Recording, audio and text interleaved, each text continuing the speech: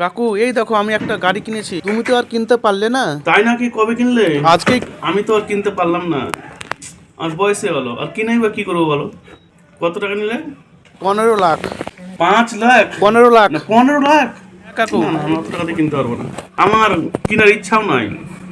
আমার বাইক আছে, একটা সাইকেল আছে, ওইটাই যথেষ্ট। তুমি যে বাবু গাড়ি কিনলে 15 লাখ টাকা দিয়ে, কিন্তু তোমার আব্বা তো বাইরে রাজমিস্ত্রি খেটে বেড়াচ্ছে, তোমার মা বিড়ি মানছে, তাদের তো কোনো ব্যবস্থা করলে না? করবো কাকু। করবে? না না, তোমার গাড়ি কেনার আগে তোমার মাকে একটা স্কুটি কিনে দেওয়া উচিত ছিল, তোমার বাবাকে একটা পালসার বা অ্যাপাচে কিনে দেওয়া উচিত ছিল, কিন্তু তুমি সেটা করলে না। তুমি গাড়ি কিনলে, গাড়ি কিনলে যথেষ্ট ভালো কাজ, কিন্তু তোমার বাবা রাজমিস্ত্রি খেটে বেড়াবে, তোমার মা বিড়ি বেঁধে বেড়াবে, এটা তো খারাপ কাজ। তুমি এটা দূর করো আগে, তারপর তোমার গাড়ি কিনে বানাবে।